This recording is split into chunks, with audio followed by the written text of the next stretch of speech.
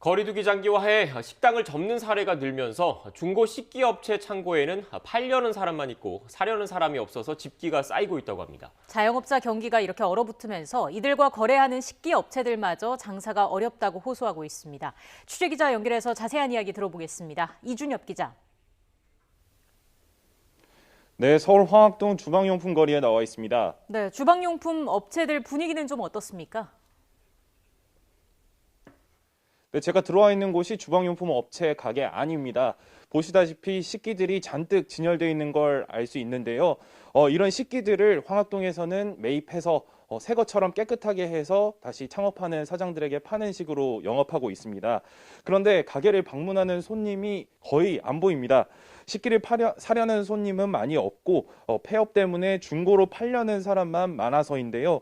상인들이 체감하기로는 주방에서 쓰는 기구를 팔려는 사람이 코로나19 사태로 50% 이상 늘었다고 합니다. 그런데 아무리 헐값에 사들이더라도 개업하는 사람이 적으니 팔리지도 않아서 창고에는 물건이 쌓여만 간다는데요.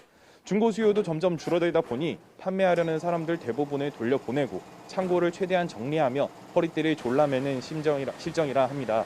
황학동 상인들 역시 얼어붙은 자영업자 경기에 직격탄을 맞았는데도 재난지원금 한 푼 못 받았다며 어려움을 호소하고 있습니다. 자영업에 이어 2차 피해가 생긴 업종에 대해서도 정부가 신경 써달라는 건데요. 팔리지 않는 중고 집기는 버려지는데 폐기물 업체에 과거 트럭 10대가 들어왔다면 지금은 트럭 15대가 들어올 정도로 버려지는 물건이 늘었다고 합니다. 네, 그만큼 자영업자들 경기가 안 좋다는 건데 폐업률은 오히려 낮아졌다고요?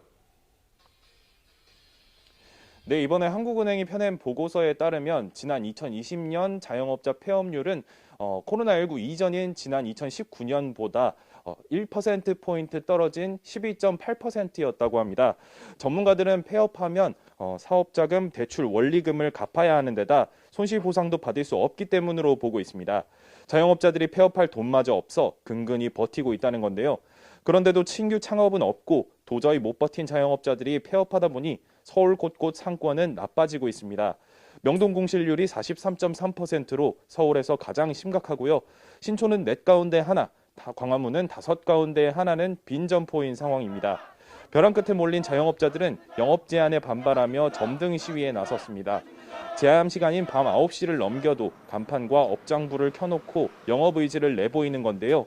시위를 기획한 자영업자 단체는 살기 위해 영업을 해야만 한다며 시위 목적을 밝혔습니다. 지금까지 서울 황학동 주방용품 거리에서 YTN 이준엽입니다.